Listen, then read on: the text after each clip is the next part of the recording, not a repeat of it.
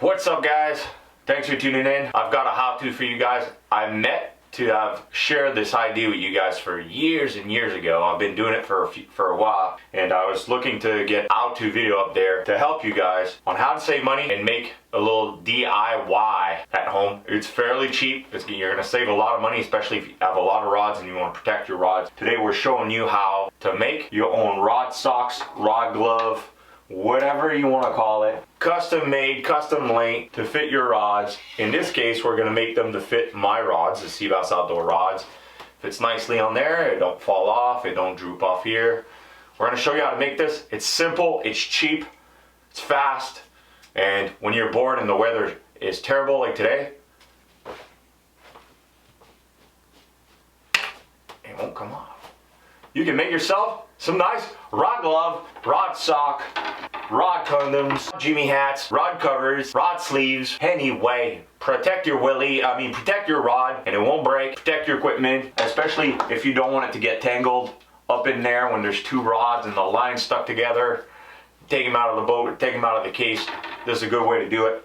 Fairly simple. So I'm going to show you how to do this. I got everything here. First, everything is in the link in the description down below. I don't make any money out of this. It's everything you can get on Amazon. These are braided sleeves, 1-inch braided sleeves. It comes in a 100-foot roll. That means I can do a lot of ice fishing rods and personal rods. That's great. It's fairly cheap. I think it was 20 bucks, something like that. Free delivery. You'll need a 1/4-inch electrical heat shrink tubing. Okay, in this case that's a soft one. Also hard. You can also order the hard ones like this. They're a bit more expensive, but it makes the tip of a lot stiffer, which I've heard is what they like. So it's better, you know. Anyway, then you're gonna need a lighter or a heat gun, a screwdriver, something that's round about the outside diameter of what you want to wrap the rod, a pair of scissors. Some people do it with a hot knife.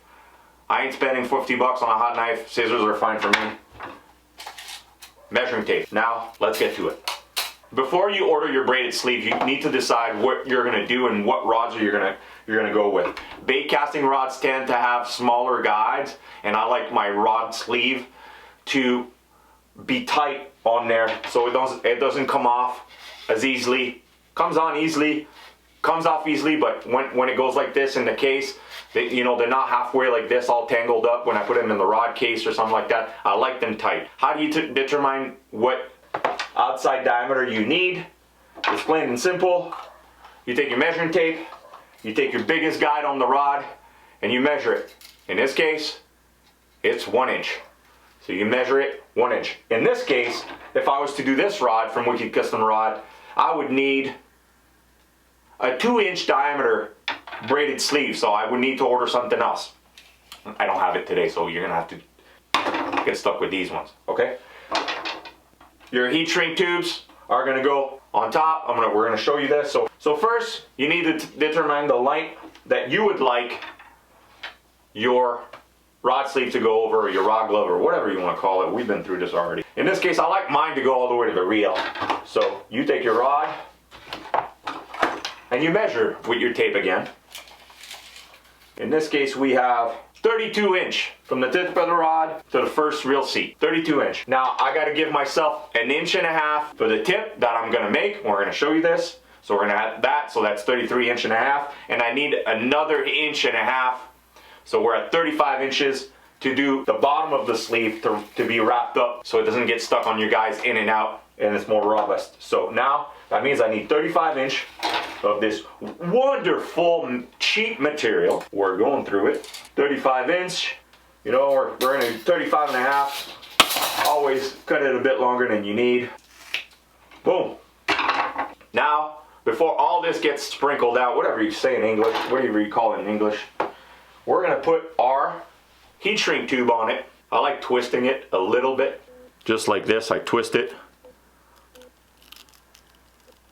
I put it onto the rod like this. Shadam. I pinch where it is, and I like leaving myself a little bit longer. So I'm here. I'm gonna cut right about here. So there you have it. It's on there. Now we're gonna take the lighter and shrink. Fire.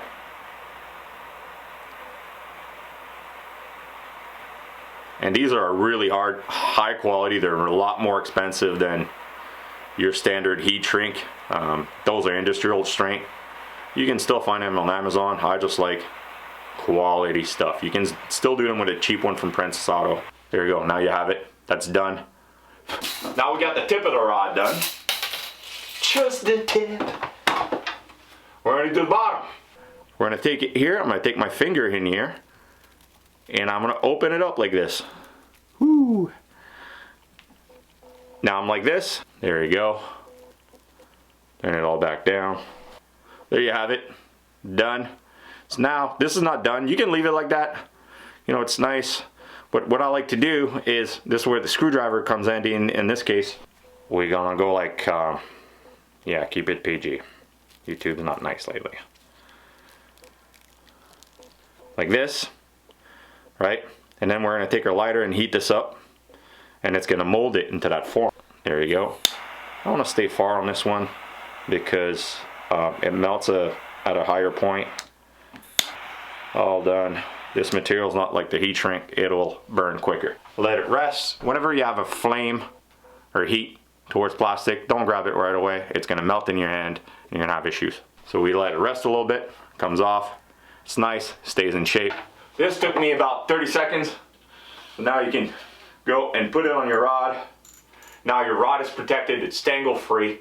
Now if you really want to get fancy, you can go ahead and spray paint whatever you want on it. In this case, I spray painted CanadianTackleStore.com, that's my store. You can go ahead and do something like that. That gets a bit tricky, you need a stencil.